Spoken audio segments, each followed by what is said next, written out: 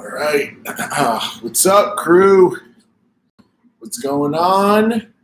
Thundrbro Leg Day coming up. Get you guys all squared away. This is going to be awesome. Going to get our pump on. Going to go now and go live on Insta too. You guys see what we got going on. Live. Go live. There we go. What's up? All right. So, leg day. We are crushing the stems this morning. We're going to do some really cool stuff. I'm doing actually dumbbell anarchy, which is dumbbells only. So, you guys are doing this, you're following at home. You can totally do this with a set of dumbbells. We're going to get smashed. Also, the full version of this in our muscle anarchy program, if you guys have access to some barbells and a little bit more equipment, really only just a barbell.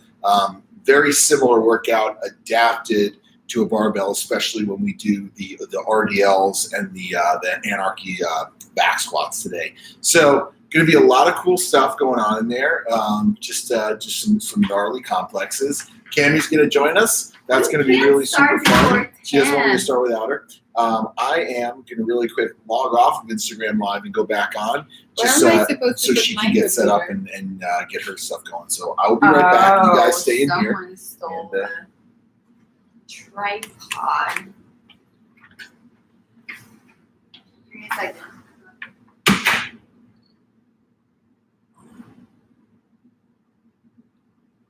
All right.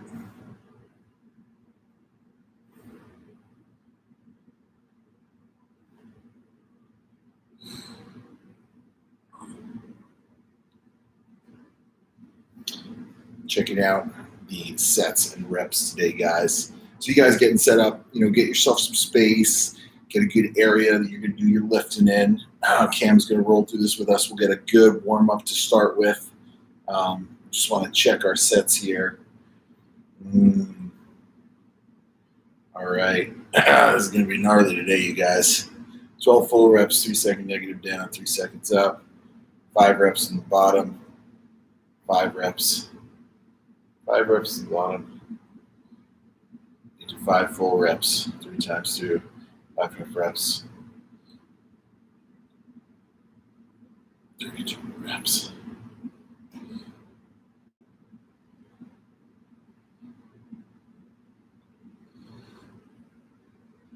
$12 full. Drop. This is gnarly. Cool. Get jacked up and then step up leg death. That's going to be a really good one today, you guys.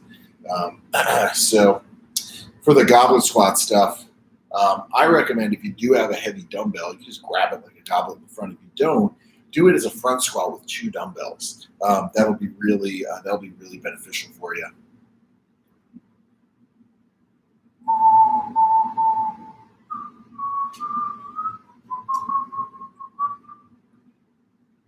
$12 full, drop, 15, drop. All right, so we may mess around with this a little bit. You got a good idea where we want to go with it, though. Okay, cool. Let's go back on live.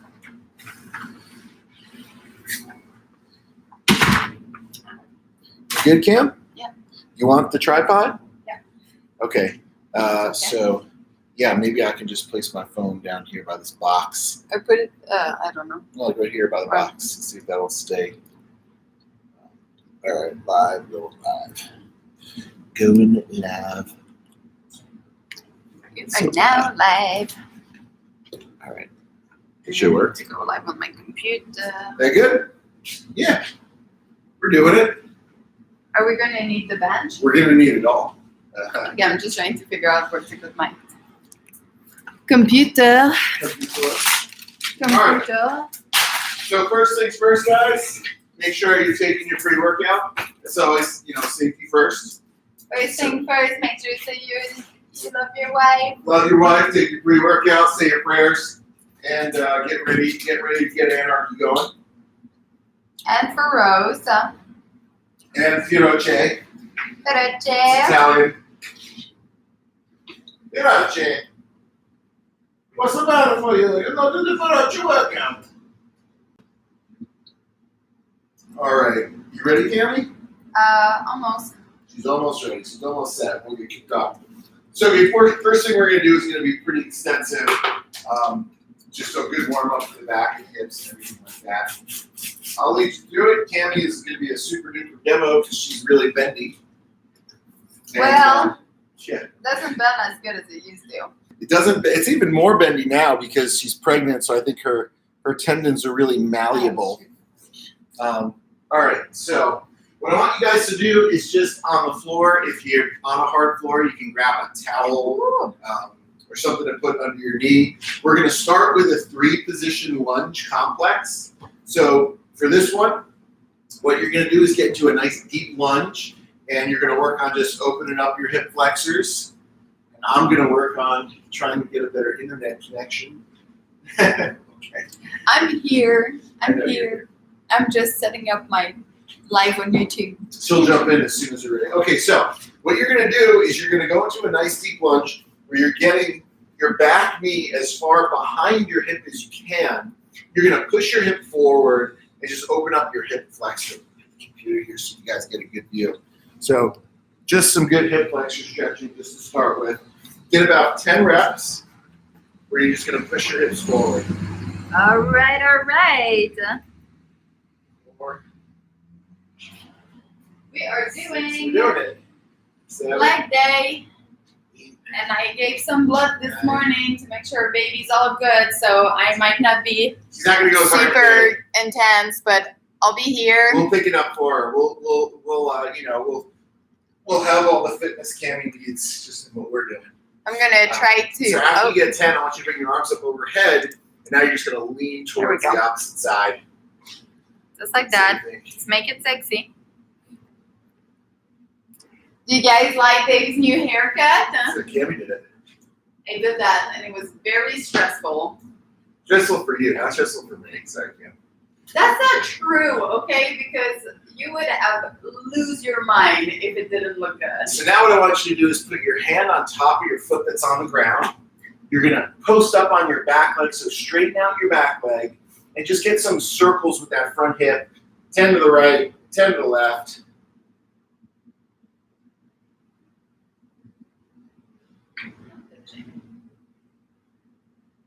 Other way. Make it sexy. Ooh, More sexy, David. so sexy. Good. Now you're gonna drop the floor, nice and move your instep. Push down to the hand of the ground and rotate up. 10 reps here. Oh, yeah. So I started to make that whipped coffee thing with decaf for me. Oh boy. That thing is amazing. I don't know if you guys know what I'm talking about, but it's like instant coffee, and then you like whip it. It's unbelievable. You guys should try this out. Good. Now, go to a child's pose where you're just going to sink your hips back. Sit in your hips. So child's pose, I just learned because I'm doing some pelvic stuff for the baby. And for pregnant women, when you do the child's pose and you really breathe deep, you should feel your pelvic floor open and come back up, and that's how you stretch it. It's called a reverse. Is that how you're supposed to give birth, like that? Oh no, but because I'm doing like pelvic floor exercise, I got you. and if it gets too tight, it'll be really hard to give birth, so you have to stretch it too. All right, you're going to stretch it But out. because it's like in your bone, because it's in your pelvic, like the only way to stretch it is like with like deep breathing Say in certain positions. Say pelvis in French. Pelvis? Pelvis quoi? No, it's pelvis. Pelvis. Pelvis. I'm pretty sure it is. Sometimes I don't remember what's French or not. Set the arms up. Because a lot of the words are very similar. I don't like this light. It's hurting my knee. You gotta make that towel nice and thick so it doesn't bang on your patella. Like this? Yep, that's it. Okay, now anchor that foot down. You got my hands on W. 10 circles to the right, 10 to the left. Ooh, this is tighter. Side. Oh, I need to plug my phone. 8, 9. I'm gonna go grab the charger because my phone's almost out of battery.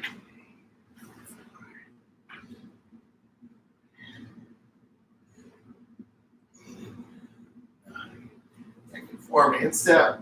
Now pressing down to that opposite arm. Rotate up. The dogs are looking at us. Ow. 4. I need to charge you guys. I need to charge you. 8. 2 more. Otherwise. Whoop. Okay. All right, now go back into that child's pose so you can sink back down. Cool. Nope. That wasn't so bad. Okay, so what you're going to do from here now is we're going to go on the ground on our back, and I'm going to tilt you guys down so you can see real good. So for this one, just going to be on the back. This is really basic stuff you may have done before. Just some kind of very simple hamstring and hip stretching. / every time we do leg day with Dave. Every time we do leg day, we keep our process the same. My internet keeps getting really bad, so let me see. I don't know. I wonder if that would be any better. Can we switch sides for this? Sure. But why don't you come right here? Yeah. Okay. I just don't like this before. Okay. So, let's see. Okay, that's Knee all. hug, yeah. On your back. Knee hug's on your back. Yeah. So when you do the knee hug, what I want you to do is lift your knee and then give a little tug at the top of the movement. And if you're really flexible, pull your knee to the side so you Can can you see on the stretch a screen little here? bit more. You see me on the screen? Yeah, I can see you on the screen. Okay. And we're doing 10. 4. 6. 8. 9. 10. Get out. 10th one, just hold. All right, I'm just gonna hold. Breathe out. Wiggle your hip around a little. Feel in there. Okay, now you're going to bend your leg on the floor, put your heel on top of your knee, and you're going to press your knee down away from you. 10 reps. Open. Okay. I love you. 6, 8, 9, 10. Now grab behind your hamstring and pull. Just like you're doing when you have to check. My butt is a little sore. Oh, yeah. You go with the technique across your body now for a couple reps. And get some internal hip rotation. So, big news, everyone. Tomorrow we're going to know the sex of the baby. Sex of the baby's coming. And we're so excited. So, place your bet. If you think it's going to be a boy or a girl. I literally have everyone telling me how they're sure it's going to be a boy or a girl. So far, it's pretty 50-50. Oh, boy. But Getting cold. Yeah, I hope I'd be happy with either one. I just want healthy. I think it's a girl. We both think it's a girl. And I hope it's just like Cammy. Okay, now. Side. I don't think you can handle a younger version of me. Little Cammy was intense. You're intense. I'm still intense, but I'm like a diluted version of how intense I used to be. Or maybe I just hide it better. Knee across. You're intense too, though. Oh, I'm very intense. I'm probably more intense than Camille. Yeah, to be you honest are. with you. I'm so much more chill than Camille you. is externally intense, but I am extremely internally. There are fires raging in my head. Okay, so let me show this one, Cam, so that you don't get hit or anything. So for this one, you're just going to do some crossovers. I'll do some, and then Cam will do some, just so you have enough space. So pretty simple, right? Your arms are going to go out of your sides. You're going to bring your opposite foot to your opposite arm. This is like our favorite thing to do, both me and Dave, especially just for back maintenance. I don't know why most people don't do this, but like to open up your back and make sure you can feel everything right. We both love doing this. What Cam Or you like feel everything that's tight when you do this, and then you can like assess or like work on that. Pre-workout. Oh, this is going to be good. My pre-workout is like hormones from the baby, Hormone pre-workout. which most likely just makes me puke. I haven't puked in a while. Way to go, This is Cami. awesome. Wow. And that's pretty good news. I know. I mean, I still get really nauseous, but at least I don't puke. So that's like awesome. Okay, so now we're going to do some press-ups for the back. This is a really great exercise if you sit a lot during the day or if you have any kind of persistent back discomfort. Cami's not going to do it because it's on your belly, but yeah, so for pregnant women at home, like you want to do stuff for your core, but you don't want to really stretch it. Especially, I'm getting around 5 months and my abs are starting to want to separate, so you don't want extra stretch and ripping. So here, what Dave's going to do is going to put his hand around his side, and what he really is going to work on is to keep his hips as much on the floor as he can, and then press up. By doing that, most of the blood is going to go in his lower back. So it's very important that you push your hips down to the floor so it can stretch your abdominal, and then it's really pumping blood in your lower back. If you're letting your hips come up too high, we're not reaching that like arc in the back that we're looking for, and you might not be pumping as much blood in your lower back as you can. So it's very important that you push to keep your hips down, and you should feel the top of your abdominal stretching. And this plus the crossover if you're someone who have issue with your back. Those two exercises is something that me and Dave have implemented like years ago in our workout regime, and it's been amazing help for our back. And if you see Dave right now is just doing heads up and down, and that's just really good to like help flush your nerve that goes in your back. So add on to that. So crossover, press up, hold, and then just movement at the head is really going to help out hopefully with your lower back. Now, if you have like big injury and things like that, that's another thing, but those are good like prevention measure to take. Okay, last thing, we're just going to do a piriformis stretch. So what you're going to do is you're going to place your foot or your leg in front of your body in an L or 90 degrees. Little pigeon stretch. And you're going to bring your chest over your knee. So the goal with the back leg is to try to get the back leg straight and keep the knee on the ground. You can kind of twist and then sink into it. I feel like I'm a peeing machine today. You are a peeing machine. I need to go. So when you do this stretch, guys, the pigeon stretch, you can like bend your legs a lot, keep it at 90, and just move around, and you'll just find a new space to stretch it. So no stretcher like set in stone. You just have to like move a little in it so you can really figure out like which position is the one that's going to give you the most bang for your buck. I used to say bank for your buck. And that made no sense. That's not how it goes. Bank for your buck. It was like you get a lot of buck and you get a bank. You don't get the opposite. Yeah, you got it. Okay. All right, that cool. made no sense. All right, so first thing we're going to do is going to be a hamstring and glute. We call it like a pre-fatigue because we're going to make you tired before we make you do a lot of squats. So the complex is going to be like this.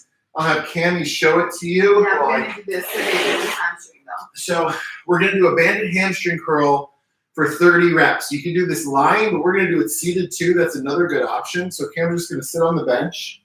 She's going to put this band, and I've just got a medium tension thunder band here behind her ankles.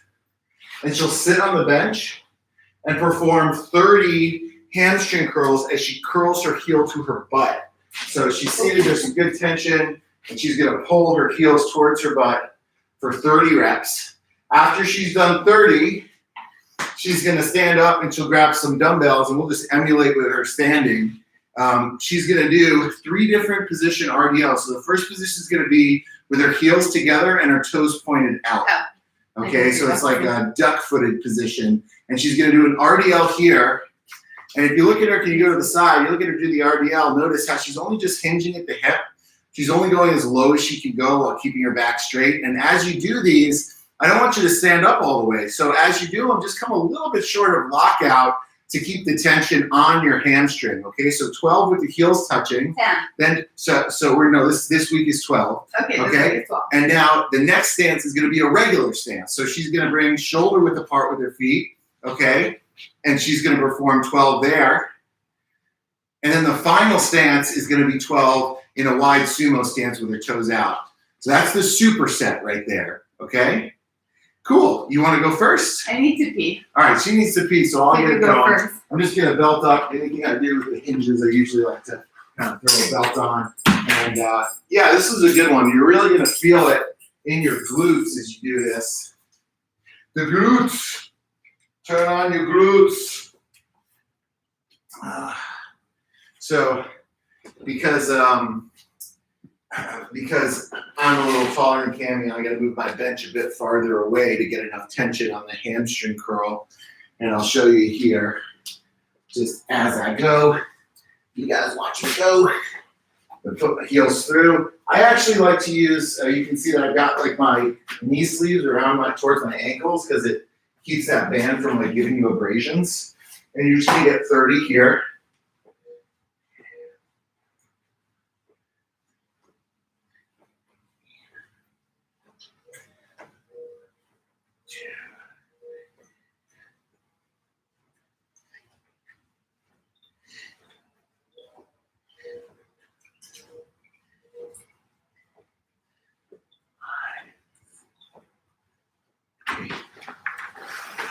Okay, that's 30.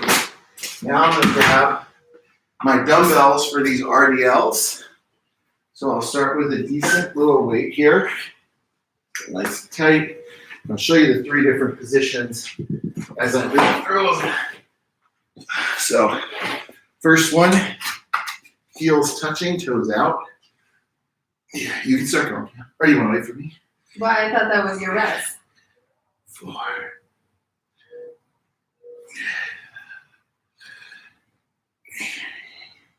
So if you guys can see at home, like Dave's toes are almost off the ground, which is totally fine. He's just really trying to get in his hamstring and butt.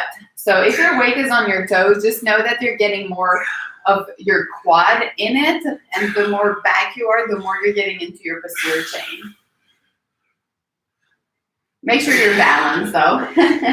Make sure you don't fall back. I'm gonna move you guys a bit. We need a whiteboard so we can write down what we're doing. Oh! Holy shnikes. Okay. My turn. Whew. Oh, hamstrings are lit up after that first set already. David, you put that back, right? Yep, a little bit.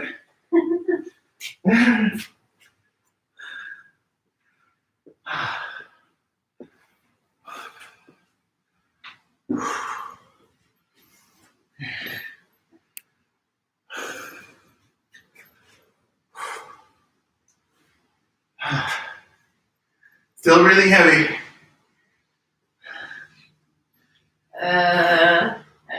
Starting to feel it? Oh yeah. Okay. You can just grab it if you want, like maybe 20s. Yeah, I'll do 20 today because I just gave blood, so She just gave blood. it's not that me pass out. That would be So we awful. passing out here.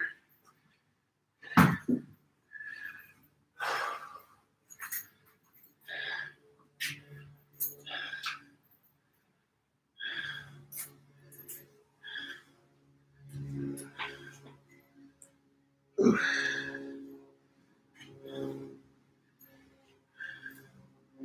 Regular stance there. Yeah. And then the last one's going to be sumo.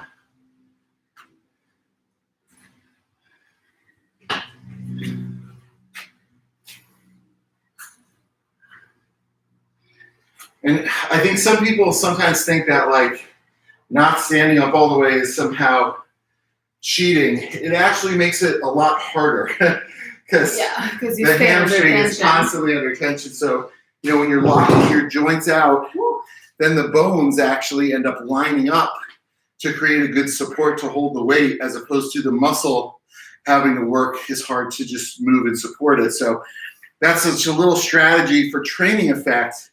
Obviously, this isn't like a movement standard if you're judging yourself on that. I've never seen somebody like do an RDL in a competition or anything like that. But yeah, it's just the difference between what you might see in, say, something like the CrossFit realm where they just want to measure the work. Here what we're doing is we're reducing the range of motion, but actually challenging specific muscles a little bit more by doing it. And you'll see that too in the squat. Today we're going to do half reps in the squat from different ranges of motion, and you'll notice that certain ranges may be more challenging for you because you have to stay in them as opposed to just ripping out full reps. It's kind of really good to do that stuff because something you see like in CrossFit is people will do deadlift and they won't really control any in-between portion. They'll just like go back down, try to bang the weight as hard as they can to get that rebound. They're banging? Yeah. Banging the weight. Clanging bang. Clanging and banging. And same thing with the squats. A lot of people just like pause at the top, get their bone lined up, and then just try to get the bounce and back up. But when you do that, you're never really working your muscle in those like, little portion of the lift to really, first of all, not only keep your joints strong and healthy, but gain a lot of strength in a lot of different ways. So yeah, partial range of motion are amazing to build strength at different point of your movement, and also super safe, which is awesome.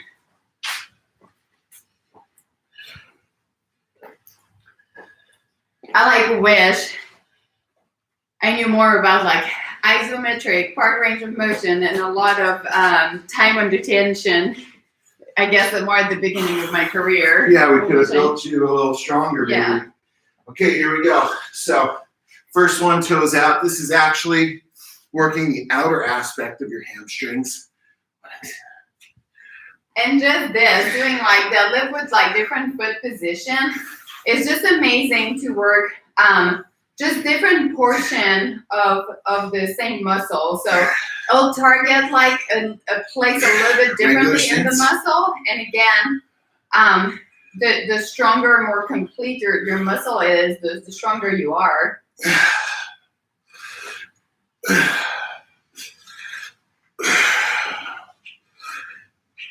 Now nice and wide. This one's one of the hardest ones for me. Really? Well, I like that one because it gets in my butt. So pre-fatigued.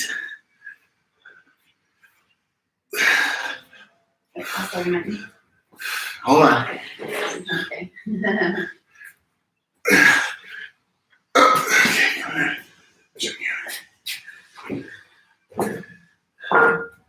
Woo! That got hard.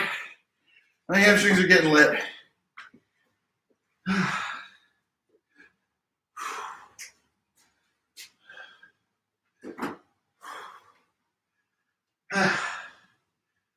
Bring your leg all the way out. There you go. Yep.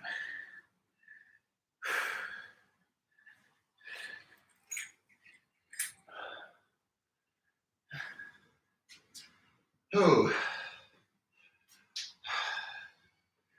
Oh, I'm breathing heavy. I am breathing heavy. This is the story of your life, though. But people ask, Dave, what do you do? What do you do for cardio? Like you're looking at it.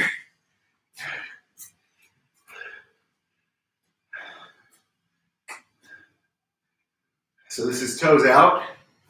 Really just targeting the outer part, like standing like duck-footed with your heels together.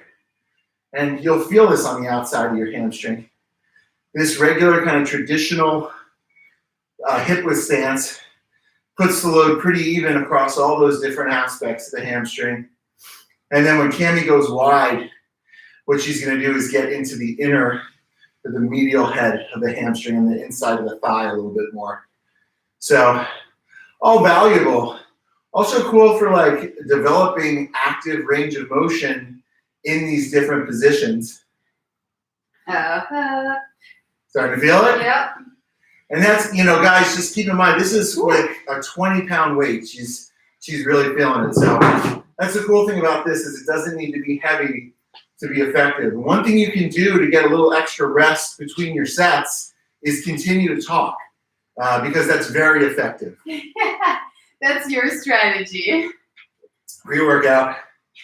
Oh, thank goodness pre-workout. Dave gets tired when he all of a sudden really start explaining the movement. Yeah, that's an interesting talking point there, Cam. Yeah, it's funny you bring that up.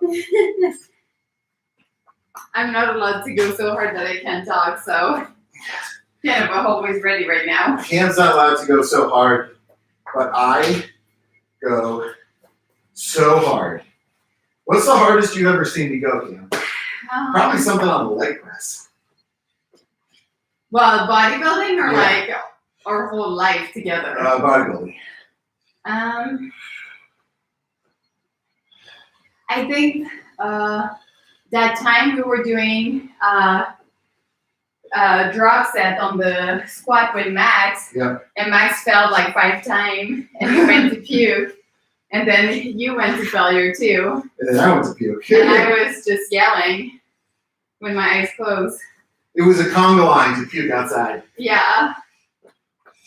Right? So that was one of the times that was like... I can't tell you this. I mean, I thought I puked a lot doing CrossFit. It's like pretty much every single leg day for like a month. Yeah, but you eat so much. You've been eating so much more doing bodybuilding, and I think that's the trigger for you in puking. I used to call Cam from the parking lot of the gym, being like, I can't stop throwing up. I can't come home. I'm sorry, I'm going to be late. I can't stop throwing up. Yeah, but you used to do that a lot too when we were new together in CrossFit. And same thing, you used to drink a lot of whey, which is what you started to do again. Dave is lactose intolerant, and he doesn't want to accept it. So we still always drink like protein before training, and that's when he pukes. What's the hardest you've ever seen me go? A lot.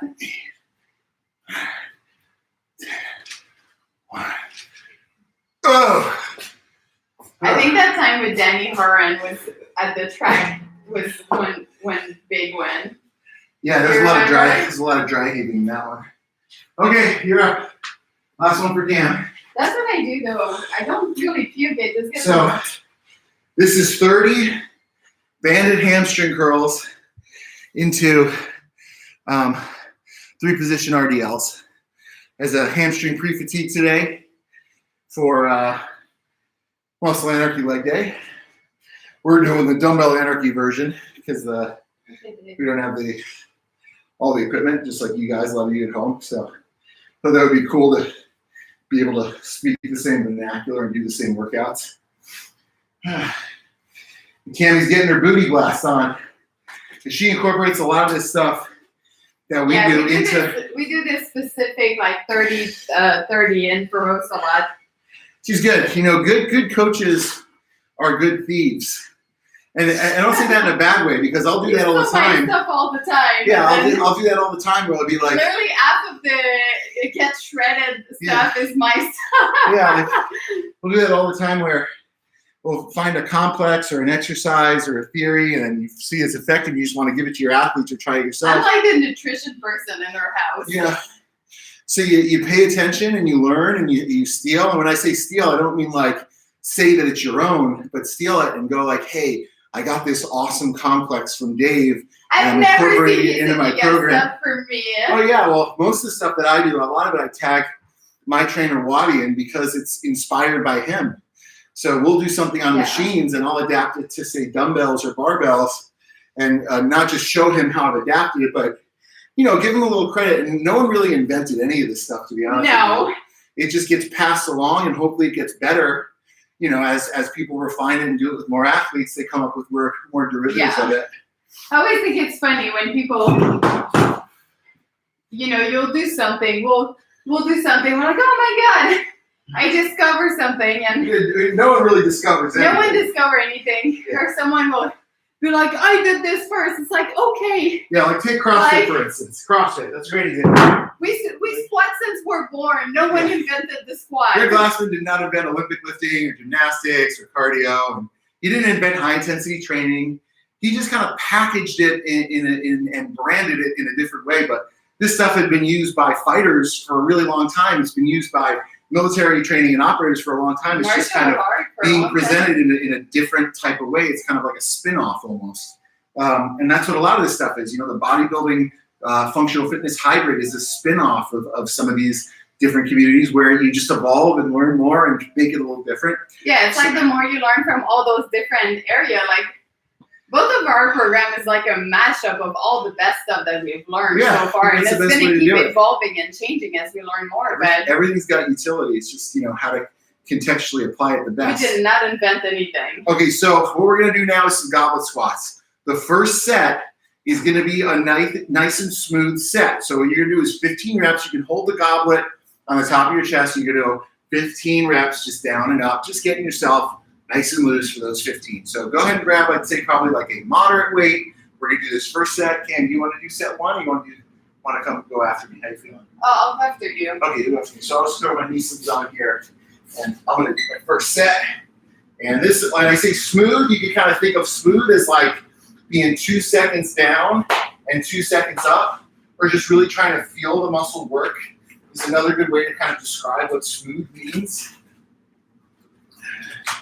When you do those, guys, at home, really try to make sure your core is braced. I think often when people get in squat, they kind of leave their core a little loose, and they just try to get the bounce at the bottom. So really focus on keeping your abdominal contracted and your chest upright. That's how you develop that strong musculature around your spine, which should kind of always be your focus, so you stay all healthy and stuff. I like healthy. Healthy's fun. So you don't have to wear a belt for the rest of your life. Yeah, and God forbid you end up like me. Hopefully, I've learned some hard lessons, and it's been a blessing in disguise, because not only has it helped me learn how to train myself, but a lot of other people that have the same stuff going on.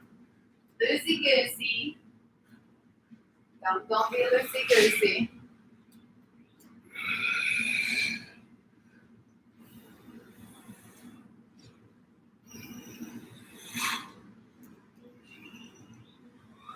This is a great time to just really focus on your technique. And the beauty with the goblet squat is that you have a counterbalance with the weight. So you should use that counterbalance to really focus on being on your heel and keeping your chest super upright. That's going to help you develop the right position. So if your hips are tight, you're not there yet with your upright chest, this is a great way to work on those positions.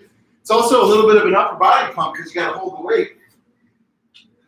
That's right. Ooh, go 35, Cam. You're good there. A good trainer lets the athlete know what they can do and what they can't do. It's one thing my trainer Wadi. And a good athlete sometimes does not listen to their coach. My trainer Wadi said something to me that gave me a lot of confidence. He told me, I'm never going to ask you to do something that I don't think you can do, or something that I don't think you're ready for. So it's good to have that outside perspective, especially a coach that knows your ability level, to be able to challenge you and keep you safe. Yeah.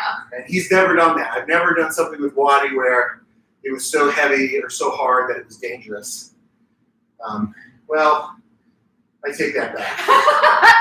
I was there. We pushed it sometimes, but it was a really good yes. It was a really good yes.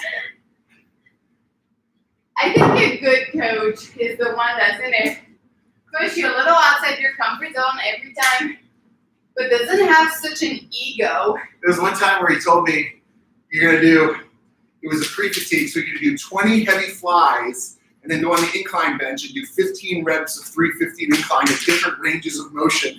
And I'm like, that's pretty aggressive, Alan. Like, oh man. Yeah, but it took him a while to get to know you. Yeah, that's one of the things. So I trained with Wadi too, and the big thing that he's not used is that me and Dave, when we suffer, he goes easier on Cammy and a little harder on me. That's not true. Yeah, he does, because he's always afraid to give you a little too much. Well, because here's the thing. Okay, so guys. We have no facial expression, so he doesn't know. Yeah, that's the thing about getting good at dissociating from pain, is people can't really tell how hard it is for you. So I'm going to go until I die, so he's scared to give me. Okay, so here's what this is, okay? These are very slow reps. It's going to be 12 reps with a 3 count down. So 1, 2, 3 on the way down, 1, 2, 3 on the way up, okay? So nice and slow. Go slow and challenge that tempo. And you know what? If 12 is easy for you, based on the weight you have, just keep going until you get nice and slow. Keep that no slower than 3, or no faster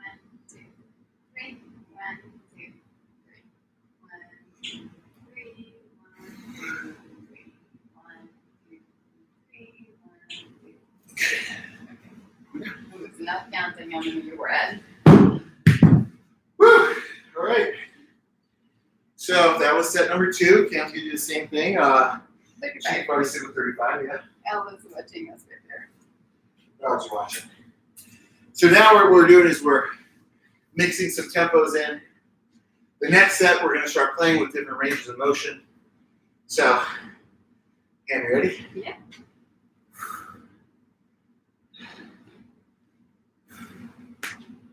Ooh. Ready. Ready.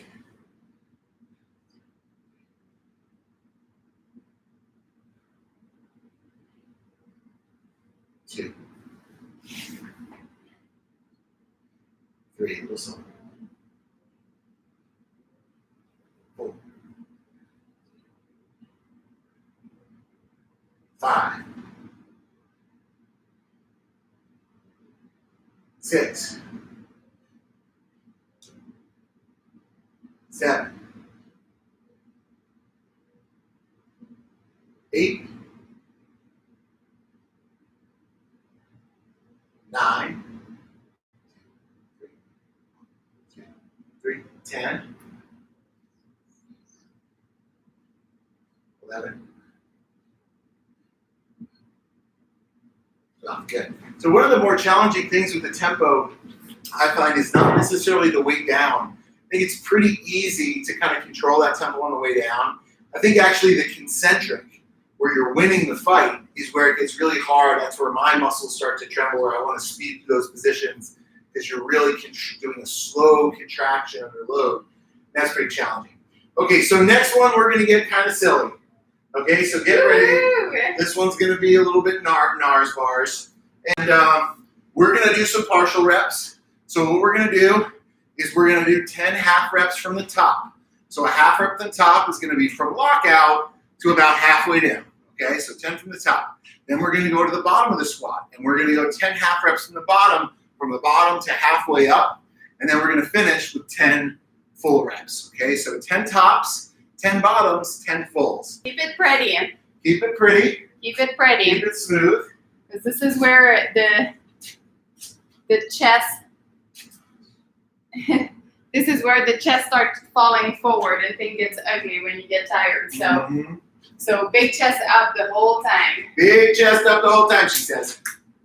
Let's see how we're rocking on time here too. I think we're right on pace. Perfect. Okay. So, so yeah, we're gonna do these and tops and bottoms and fulls. Get it nice and gangstered up here.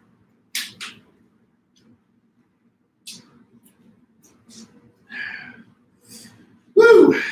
I can do this, Cam. Back, check my back every time, just kind of see how it's feeling.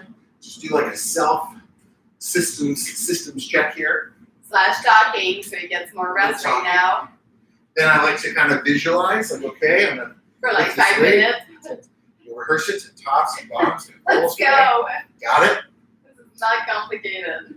Grab my weight and to kind of give myself maybe a mental cue. Sometimes I'll do a word, like I'll be like, okay, come on, Dave, Excelsior. You know? Excelsior. Excelsior. 21 gigawatts. Here we go. 1.21 gigawatts. 1.21. Okay, 10 tops, 10 bottoms, 10 fulls. Here we go. Yep. Whoop. Oh yeah, there it is. Oh boy. 1, 2, 3, 4. When you do these, really focus on staying on your heels, driving your knees out, and keeping your chest up. 9, 10 bottoms. 1, Nice. 2, 3, 4, 5, 6, 7, 8, 9, 10, and now fulls. 1, There you go. 2, Oh boy. 3, Baby's getting 4, hungry. 5, 6, 7, 8, 9, 10. Come on, boy. Oh, that's hard. Nice. Oh. Okay. My turn. Yes.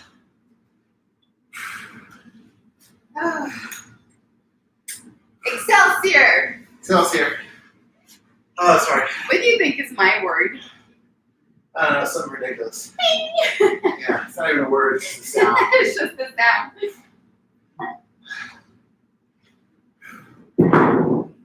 I don't think people know me the way you know me. I think that's accurate. I I think it's very accurate. All right, here we go. 10, 10, 10. Half bottom, lower bottom, full.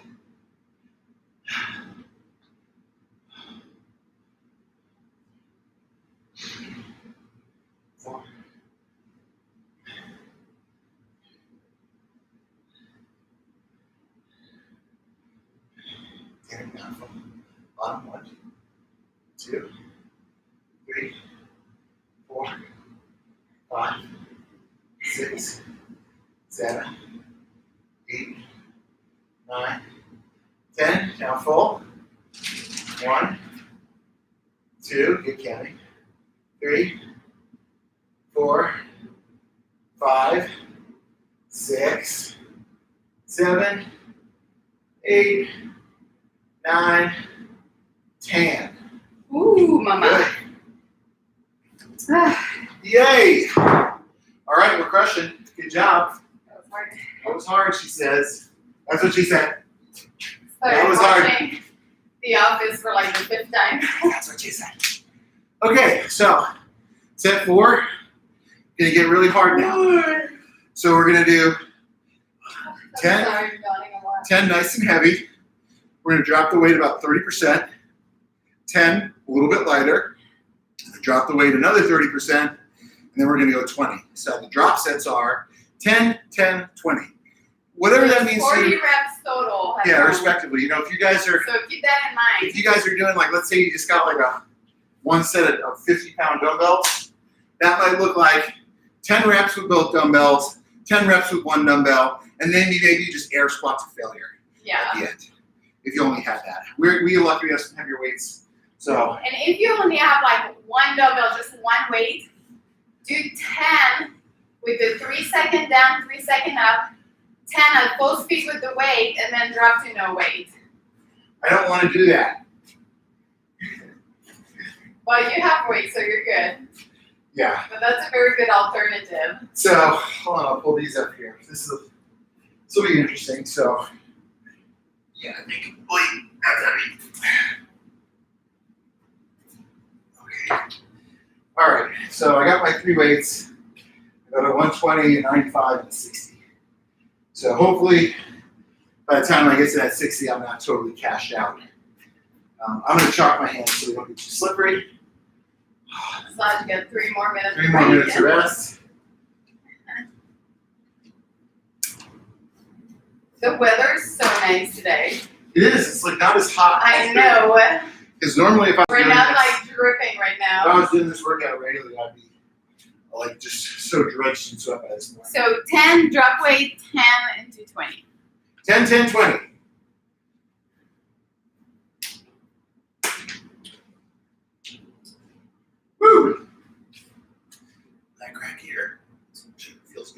Okay, systems are a go.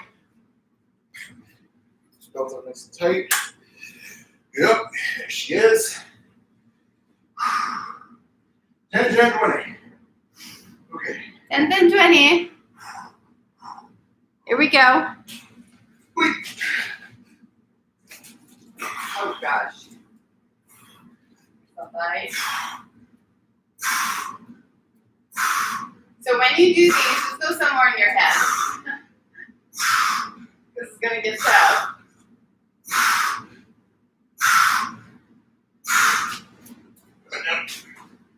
Oh boy. Woo! Take it. Come on. Gonna practice having baby in your arm. So I thought it's gonna be a 95-pound baby. I hope not. It's gonna be really hard to push out with it.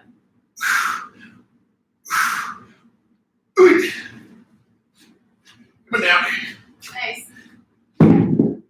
Oh, last one.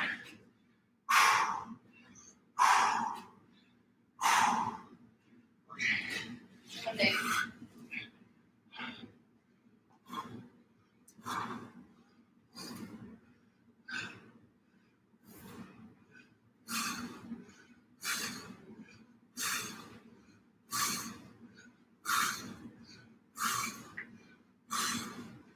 Nice.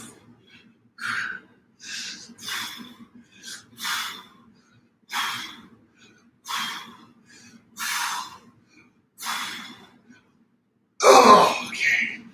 Good? Yeah. Owies.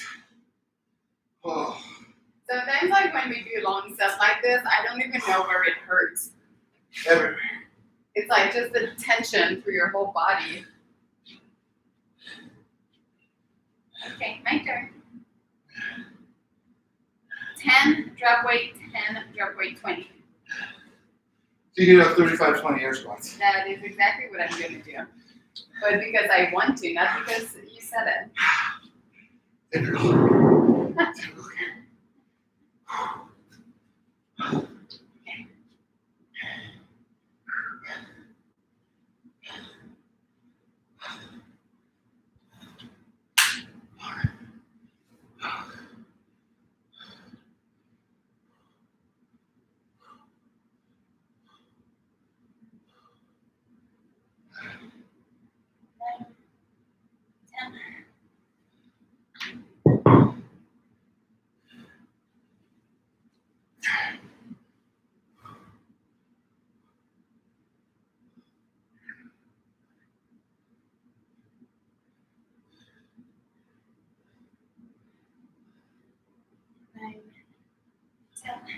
And now, Cammy's just going to rest her failure because she'll go into air squats.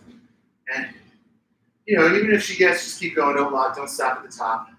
I want her to just move continuously until it really burns and she can't do anymore. So that might be 20, it might be 30, it might be 40, it might be 50. We'll see. Oh, she's going to measure that.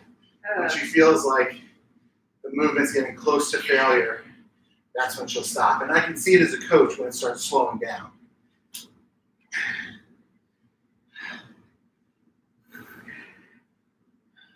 Okay, Cam? Yeah. Okay, good. Good call. Gave blood today, and now. No, it's a smart decision on my athlete. So that's it. When an athlete makes a decision like that as a coach, it gives you confidence that you don't have to worry about them maybe doing something they shouldn't be doing. That just shows maturity as an athlete. Okay, cool. You do have to be careful when you coach a Camille, though. Yeah. All right, so. A non-pregnant one. This last thing we're going to do is probably going to be the worst thing you've ever done in your life. Just FYI. And Cam might modify it a little depending on what she's trying to get out of it. So this is going to be 3 sets of 30 banded step-ups. Okay. So you can do it with or without the band. The band is obviously harder. It's 30 each leg, then you switch legs. So this is probably going to take us, we're at 51 minutes, it's definitely going to take us at least the rest of the hour to get this done. So I'll go, then Camille will go, and we'll play it like that. We're going to see. We might have to axe that last set, and you guys can kind of do it on your own if you want, just so we have time to do a Q&A with everybody. So first set for Dave. The band goes around my shoulders, and then I'm going to put it underneath the middle of my foot on top of the bench. I'm using a heavy band because it's me. So here we go, 30. 1, 2.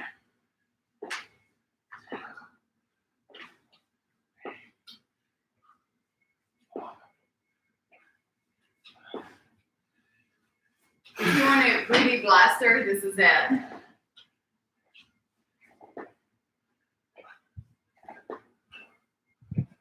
You're going to do both legs on the log. Yeah.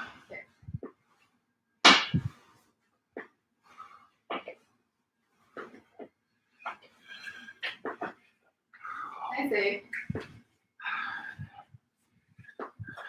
I can see Dave's legs starting to shake, so that's good.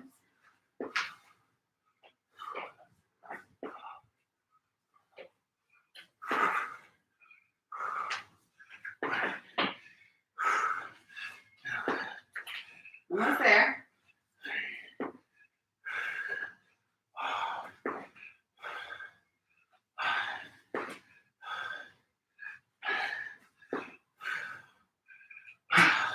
Seven. 8.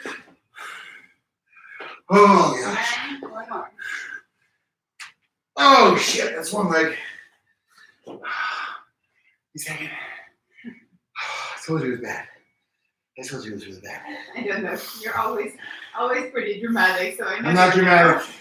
You're dramatic. I'm not dramatic.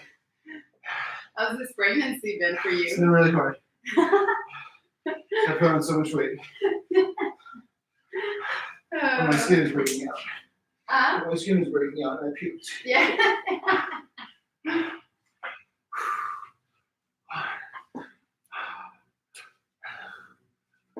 So at home, if you don't have a band, the harder you squeeze at the top, the more you're gonna get those muscles working. So just think about like a big squeeze at the top and come back down if you can. If your legs are shaking after that, after 10, just close your eyes and finish the set. You don't think about anything.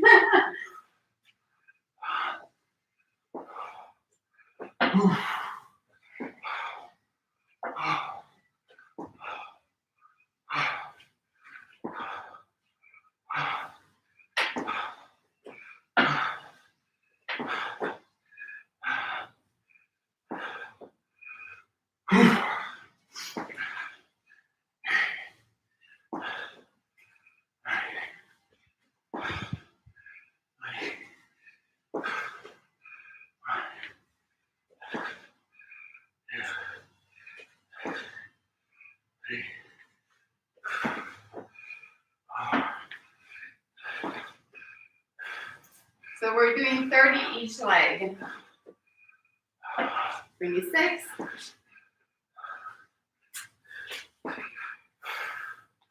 28. 29. One more. Oh, God. Oh, God. Oh, God. Oh, my. Ah, I can't handle you. it's so bad. That is so bad.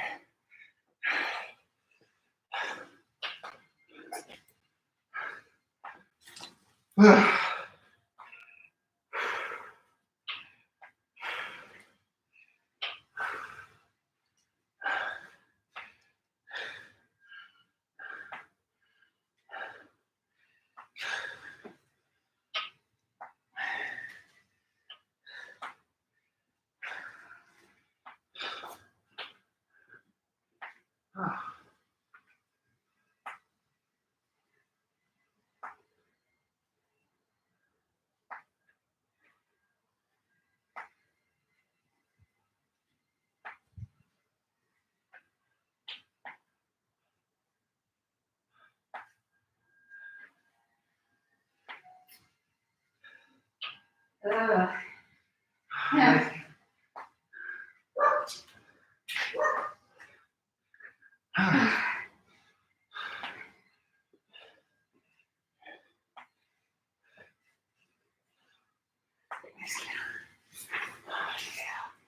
Get it. Come on now. Oh. Good job, Tammy. Oh boy. That's one leg, right? Yeah. Yeah, you do that one leg and you're like, holy shit. That other leg could be hard. Like 10 is fine. 10 would be fun, right? Oh, I did 10. 10's not so bad. It gets real after 10. 30's really hard. Oh boy. And when I remember in prep, I built up to being able to finish leg day with 3 sets of 30 of these. And it was really fucking challenging, especially with like a heavy band or a higher box. So scale is needed, obviously. You know, you want to be able to get the 30 unbroken without having to quit. And we'll do 2 sets here, just so we don't torture you guys too much. And then after we're done with these step-ups, hang in there. Camille and I will do a live Q&A where you can submit any questions that you have, about yourself, your training, nutrition, equipment, logistics, anything. We'll help you out with some stuff and give you some answers, cutting, putting on muscle, cutting off body fat, whatever you have. Oh, my legs are still not back yet. Well, just that left one is not back yet. The right one feels okay, but the left one is not back yet. Good, Cam. Oh. One more. Yeah. Well, here's the thing, right? This is a high. Cammy definitely went faster than I went. So even with a lighter band, the bench is probably higher for her than it is for me because she's shorter. Ow. And we'll go. Send it home. Last one, best one. This is where you make the gains. Get a big quad, big booty pump. Maybe grow that butt while I get him breathing. We're going to tone that butt up. For any of you girls out there that are like, how do I get rid of my cellulite? This is how you get rid of your That's not cellulite. true. It's nutrition. But mostly this though. Little nutrition. It's mostly nutrition. Mostly nutrition, but also this. I know because I've battled for years with cellulite. Yeah, exactly. Because you're a girl. And it always affected my cycle. And it's mostly about estrogen for girl. That's why I have some cellulite right now. Because of the baby. Extra hormones.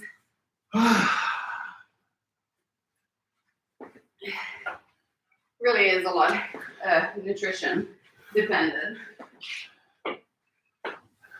Ooh, BB time.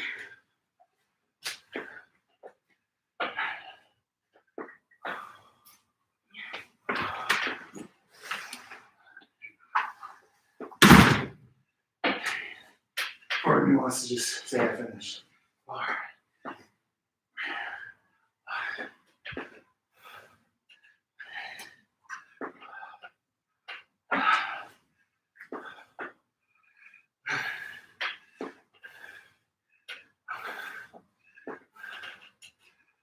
And more. One.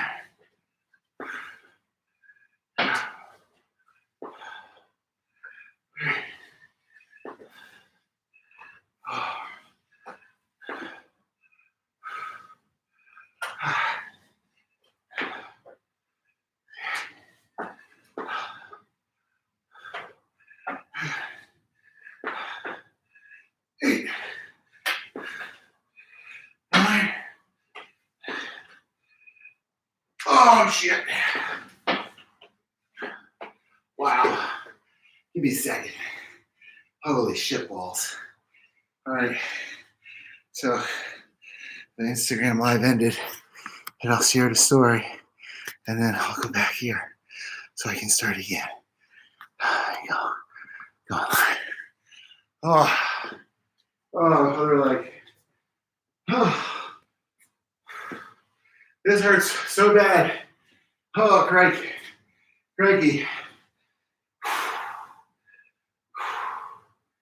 All right, you can do it. Last leg. Here we go, Dave. Last one, best one. 30 reps and you're done, pal. Come on, 30 reps and you're done. I don't think I'll do my next one. You're gonna see. Okay, it's fine. Yeah, I'm getting dizzy. Too hungry.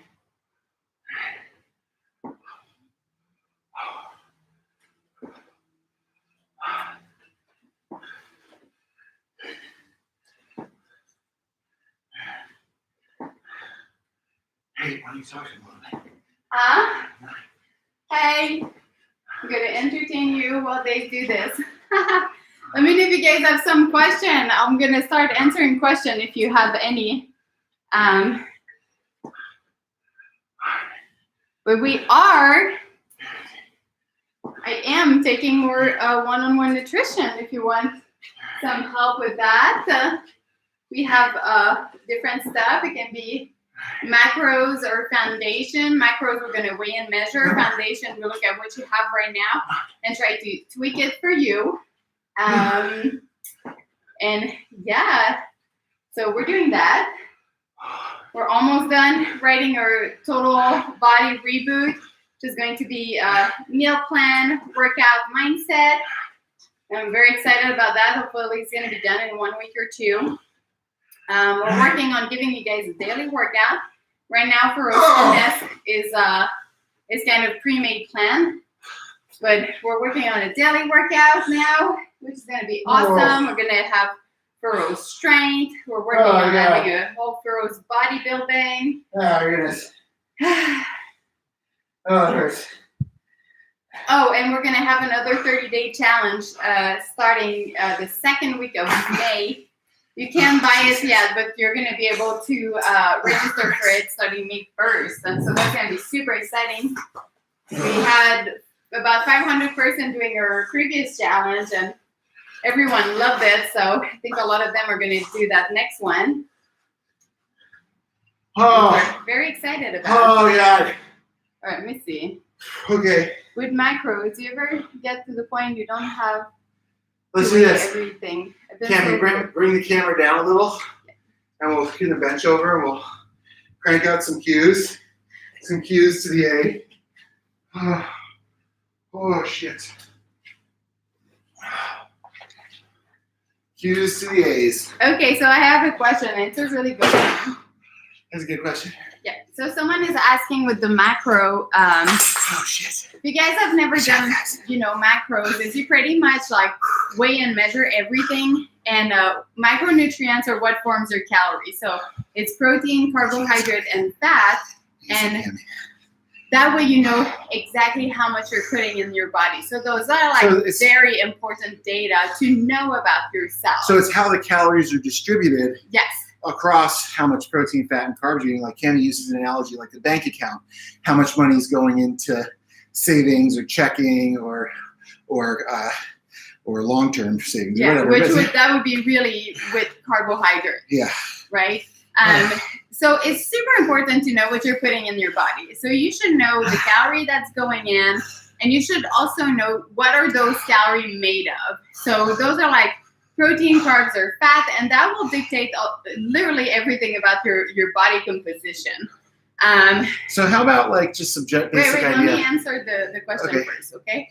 So a big thing is like you have to know that stuff, but something that's not, I guess, like one of the flip side of it is that you don't want to have to weigh and measure everything forever for the rest of your life. So creating good habits when knowing your macros, like I would say, do that for like maybe like a year or 2 even to really know what you're eating, and then you'll be able to start eyeballing and making good decision. And once your weight maybe starts to shift or go where you don't want it to go, then you just like come back to your macros, weigh and measure, kind of like tune back in like the amount of food you're putting in, because one tablespoon of peanut butter, weigh and measure, it gets bigger and bigger every time you don't measure it. So, hey, here's like just a common question people give us with regard to macros, which is how they might be distributed depending on your goals. So sorry, my camera is losing a lot of signal. Yeah. So, so for instance, if your goal was to say lose fat, you might manipulate your macronutrients so that you're eating a majority protein yes, and not as much carbohydrate, because carbohydrates signal a little bit more storage of nutrients in the body versus protein, which breaks down into amino acids, can help signal mobilization of energy. And percentage-wise, that might just look like going to 40% protein or higher. Yeah, that's why we like to give a lot of our athletes that definitely, especially if they want to lose weight fast. If you guys on higher Instagram want to have protein a question, and type higher it in the question mark box would below. be like definitely your way to go. So the thing about like higher protein, higher fat is that fat is going to bring satiety. So you're going to feel more full. Where at the opposite, if you reduce the fat and bump up your carbohydrate, you're going to be so hungry all the time because it's too quick to digest. Yeah, Great around training if you want to build muscle. So the goal would be to maybe be fasting or catabolic through the day. Only eat your carbs around training so you can maintain your muscle mass, which might be the question we get the most. Everyone wants to lean out and build mass, and those are so hard to do at once. Yeah, it's not very realistic. If you're a highly trained athlete, the idea of cutting fat and putting on muscle is probably not based in reality. But if you are an untrained athlete, like if you're someone that hasn't been training for a while and you have a lot of body fat, it's totally possible to put on muscle. Because your body hasn't adapted to strength training yet, so but you really need to know how to do it. That's the thing, and that's where we run a lot with people that get frustrated because most of people they're like, I want to gain muscle, I want to get lean, and all they'll do is reduce their calorie intake, which you will lose weight, but that doesn't mean that weight that you're losing is only fat, because you have to have the right amount of protein and the right timing with your nutrition around training to really build and maintain muscle mass, while the rest of your day should be focusing on really releasing those glucagon so you can go grab that extra fat or extra weight that you don't want. Yeah. And it becomes a lot about timing, a lot about really having the right macronutrient percentage. And it's more than just like calorie. And that's a big thing. Yeah. And the other common question is, how do I put on muscle mass? Which is really the opposite to gaining, losing fat, where you want to be anabolic, you want to be in a collective type of state where you're storing energy. Yes. So what that means first is that you're eating a caloric surplus, which is just eating more food than what's required to sustain your current weight, and making sure that you have enough protein in your diet to stimulate protein synthesis or have what we call a positive nitrogen balance, which, there's some easy ways, but percentage-wise, that might look like 40% carbs, 30% protein, and 30% fat. If you were going to bias one of those, or even higher in protein and carbs, and even lower in fat, because the fat is going to slow down your digestion. Yeah, if you were going to bias one of those, you might push higher percentages towards carbohydrates and protein versus more in fat. For those reasons, just storage and protein synthesis is kind of more of a priority. And I think what Candy is saying is, like, once you start measuring and you understand what these meals look like, it's very easy to say, like, hey, I'm going to eat a cup of rice and 6 ounces of lean ground turkey breast and some spinach and 15 almonds. That becomes a habit. You really start to understand what your plate should look like, which is like the most basic thing, right? It should be like mostly plants. Ask a question. A side of protein. At the bottom of the screen, there's a question mark a box. Sprinkle of Type fats it in, and some like fruit or starch, and that's kind of it. So the more you're gonna weigh and measure, the more you're gonna see what like a real plate look like. And if you don't know what to eat, come check out Feroz. We have like a bunch of meal plan to just get you guys started. We also have nutrition 1-on-1.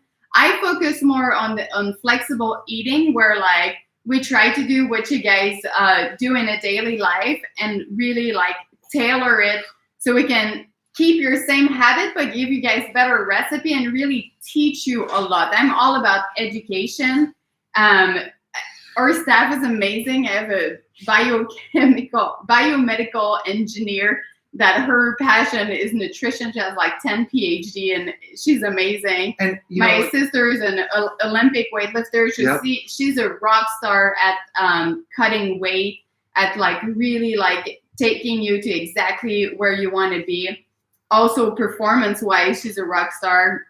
I'm all about like cutting performance. And I think one of my biggest strengths, which is very unknown, is I am really good with older people, right? I've done the diet for Dave's dad, for my parents. Like I really like working with those people. And we have another girl on staff, game athlete Cassidy, who has a whole nutrition degree background. She's like performance. She's like special, autoimmune stuff. She's really into pregnancy. So if you guys have like a fertility and like especially pre-pregnancy need with your diet, like come check out Cassidy on my website.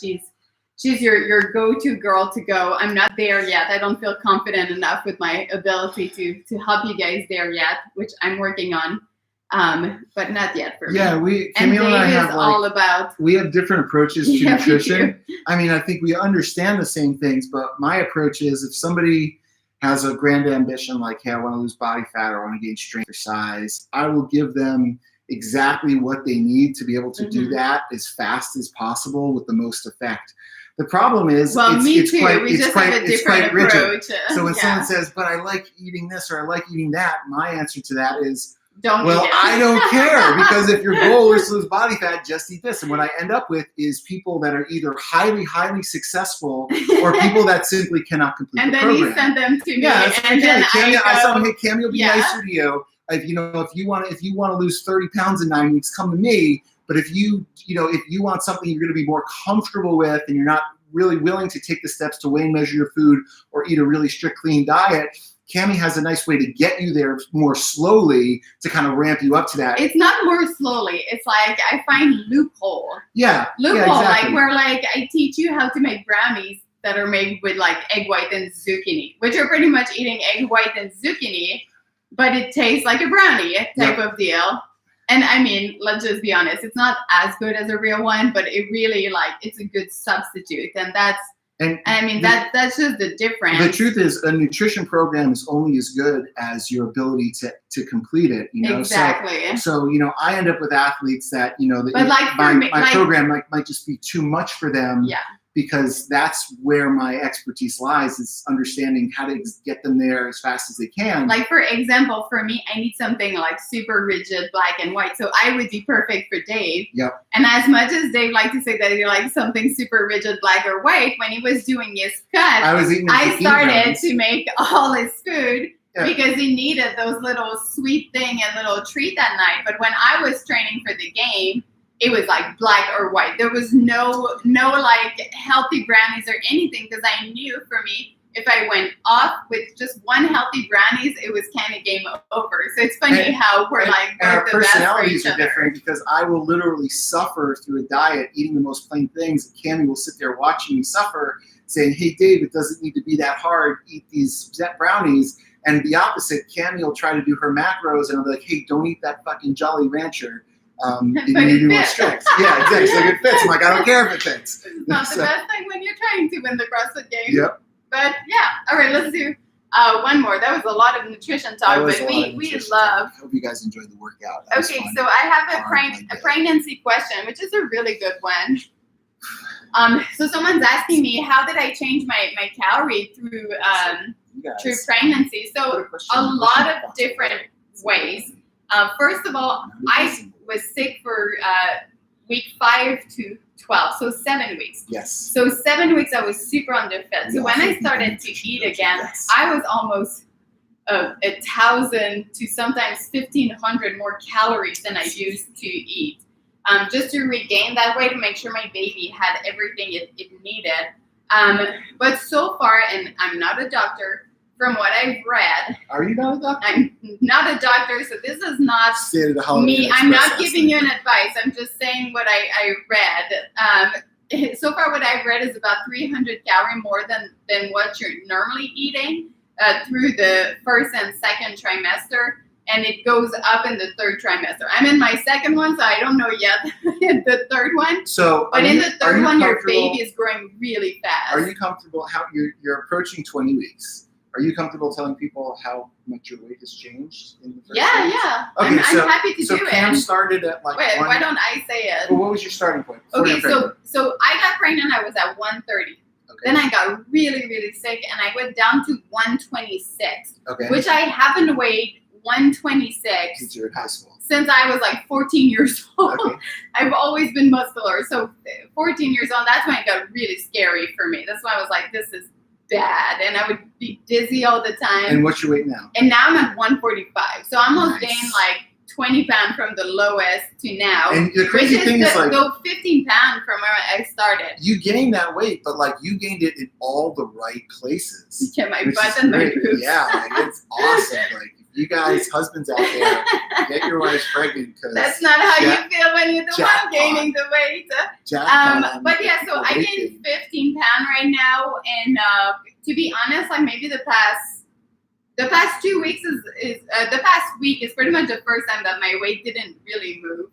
But I got so sick for so long that I think my body freaked out and just Cam went through a period where she was just eating whatever she could that she could handle, like because palate. I needed just dense calories. And then she started being able to eat more regular, and now she's actually trying to eat more healthy, where she's eating salmon and avocado and some red meat because she can handle getting. I think that's why maybe her weight has stabilized a little bit, because she's not getting those huge sugar bumps every day. And yeah, big thing I changed from like, before I would eat for performance, and now I'm eating to grow my baby.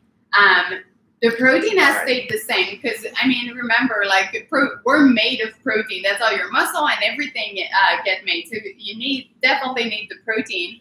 But for, again, from what I've read, I'm not a doctor, so, this can be bad. But definitely don't want too much insulin spike, because research has shown that if you have a lot of insulin spike, when baby's going to come out, he's going to be more prone to have a sweet tooth and go for like the insulin spike and maybe develop obesity more easily. So I'm really trying to stay away from that and eating a lot of good fat for brain development for the baby. Okay. So right now I'm a lot more in a high fat, high protein and lower carb when I can. Don't get me wrong. I got a Pop-Tart last night because...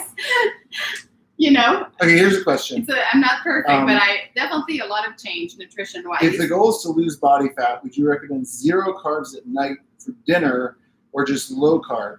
So this is a good question because, and I'll put you guys here. It really depends. This is a good question because, lost it, and it's back. I love this. We're talking about nutrition a lot, and we both, I don't think you guys understand. We're both such nerd in nutrition. We've tried almost every diet. Well, I think we're good at really listening like and using ourselves and as our own laboratory. What I've Everything seen is nutrition. That's the thing. What I've seen with myself, with Cam, are just like the lots of athletes that I've seen go through maybe something like a prep where they're trying to lose body fat really hard. Or performance. Is that everyone has different levels of carbohydrate sensitivity. Yes. So, for instance, when I do prep, I'm still eating 30 or 35% carbohydrates just at a deficit, and I handle it fine, and I need it to maintain my muscle mass. Whereas I have a good friend, Benny. Yeah, right? Benny. And he's very super muscular dude, but he's so carbohydrate sensitive that in prep he has to almost take his carbohydrates down to like 100 grams of carbs a day with like almost 300 grams of protein. Yeah. So that's contextual. The general idea is the carbohydrates are lower, and figuring out how low is really based on how you're responding. So how you look, how you feel, how your weight is progressing. Also goes with your hormones, because I think that's one of the reasons why, like, most women, we have to go way lower in carbohydrates than guys to really be able to get lean. And I think that might go with like her higher production of estrogen and hormonal this question imbalance is also about like timing. So like if you were going to be cutting and introducing where in the day should I put my carbohydrates, I recommend putting them around training. Because that's where you want to try to have as much of an anabolic just so you guys know, the question is, if I want to lose body fat, should I put the carbohydrate at night or just have low carbs through the day? And our answer to that is most likely you want to eat your carbs around training and kind of only then. Yeah, so that for would instance, be like the best place to do it. If you train in the morning, put the carbs mostly around the training in the morning, and then go lower carbohydrate the rest of the day. Yes. If you train at 5 p.m. at night, put the carbohydrates much around that 5 p.m. session, but then keep them lower on the other half of the day. I think that's a good way to try to balance it. Because then you have your energy for your workout, you feel good, and then you can be in more of a fasting or glucagon type of release state for the rest of your day, which is going to be helping you to burn more fat. Then if you have a constant spike of insulin through your day, that might be a little harder, which is why intermittent fasting is so good. So here's a question maybe you could answer, Cam. Okay. This question says, I went vegan 2 years ago and I do CrossFit. I'm trying to find a balance between my training and my eating. So I think... Is there more to the question? Yeah, there is, but I don't know how to see it. I'm still trying to figure out how to see it. I'm not really sure. But I'm guessing, I guess it sounds like a question about caloric balance. Like, hey, if you're a vegan and you have like a high training volume, how do I get enough food to train or enough protein to train? I'm going to let Cammie answer that one because I think she has more vegans in her diet program than I do. Well, I think like the biggest thing for vegan is finding the right food, because you're so limited with like the choice of food that it gets really hard sometimes. What types of protein do you recommend for vegans? I mean, like protein powders are great, like so pea protein powder. And I've got some vegans that are like they don't do milk products either. So no, so none of that, which is really hard. So you want to find like a lot of the veggies that are like much higher in protein. So things like Brussels sprouts, broccoli, or certain beans have higher amounts of protein. But what you need to be careful with is that almost all the protein for vegan also comes with carbohydrate.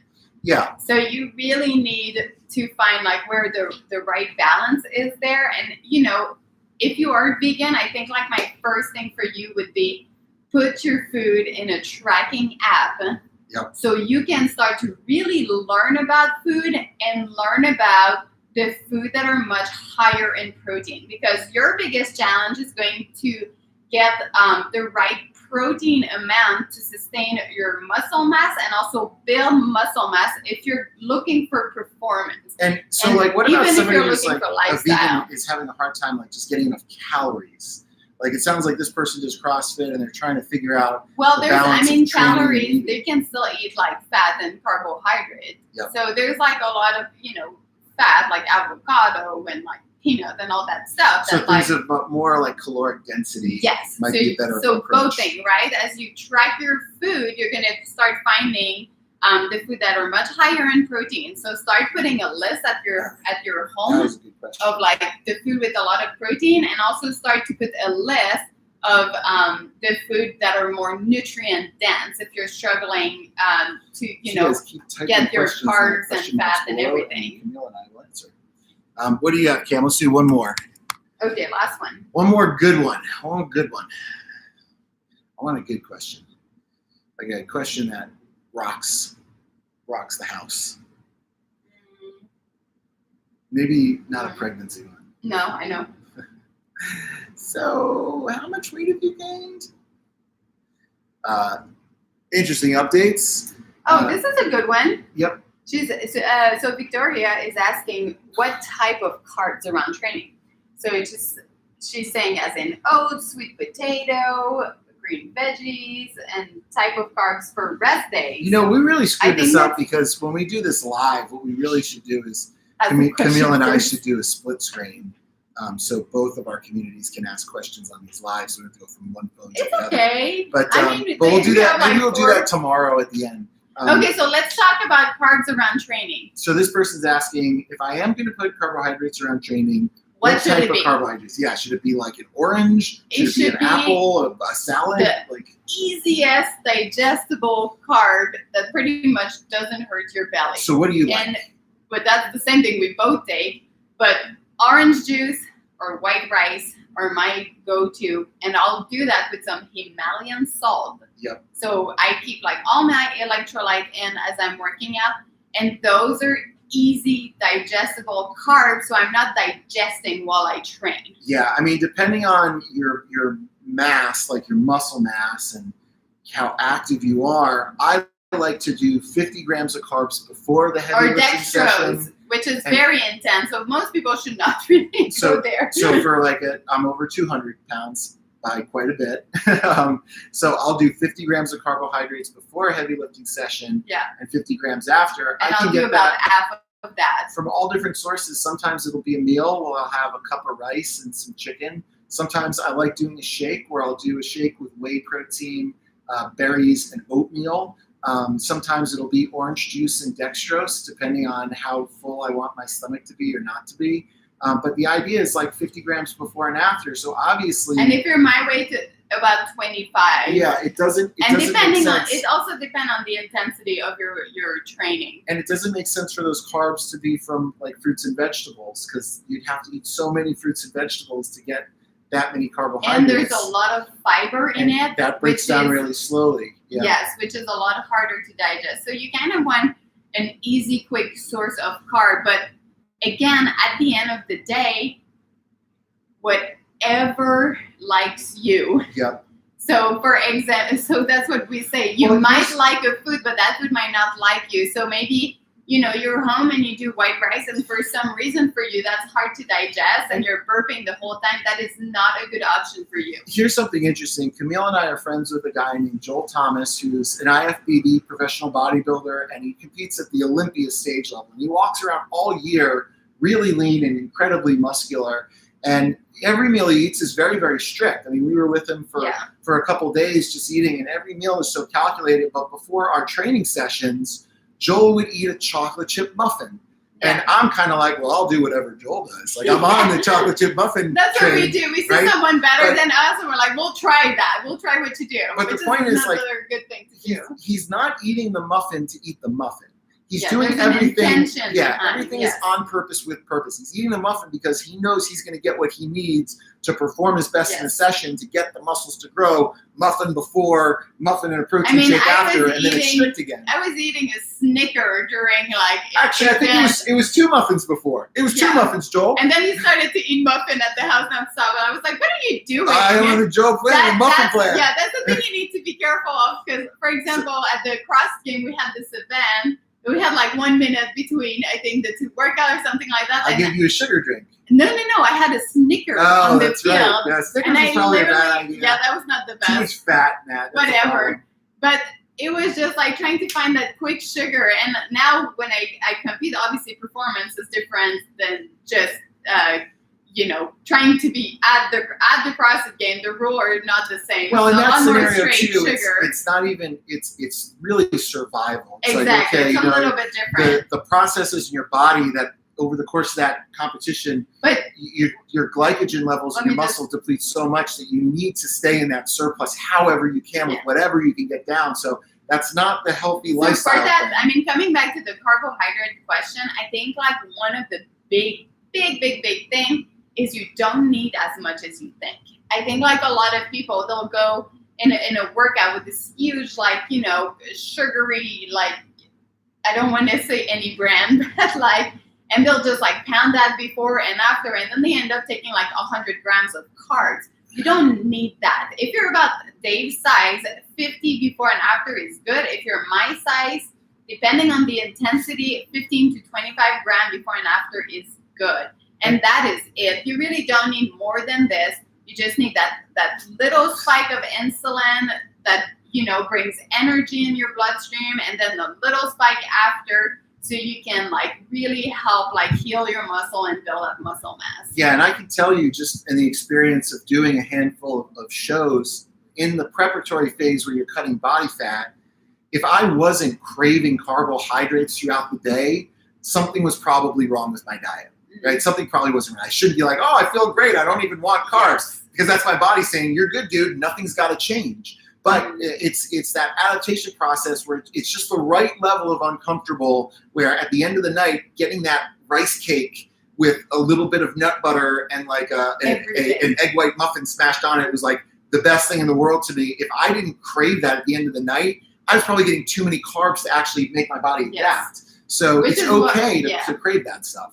All right, this is it. I have literally a meeting with my nutrition coach coming up, so I gotta go because we're doing some catch-up education right now. But thank you so much, for joining us. If you have more questions, send me some message if you guys have more questions. And come check out our nutrition one-on-one. we're here for you. That's all we want to do is help you. All right, see you guys.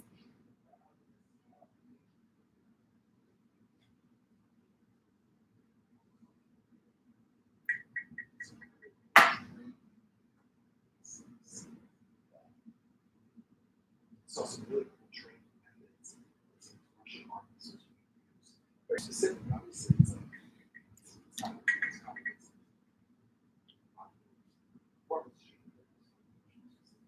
performance training. It's really cool.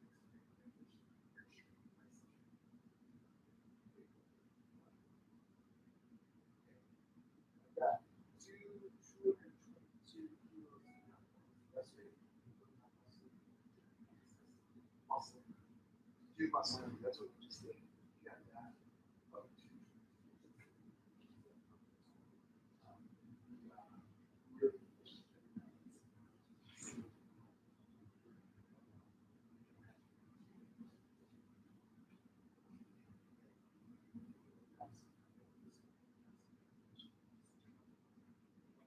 Oh, so hungry.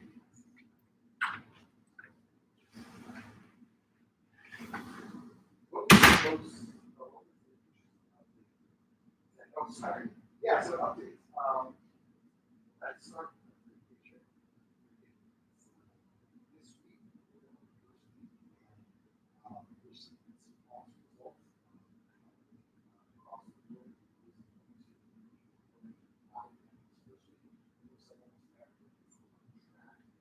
What we're doing now is we're trying to adjust this. Go based on any base.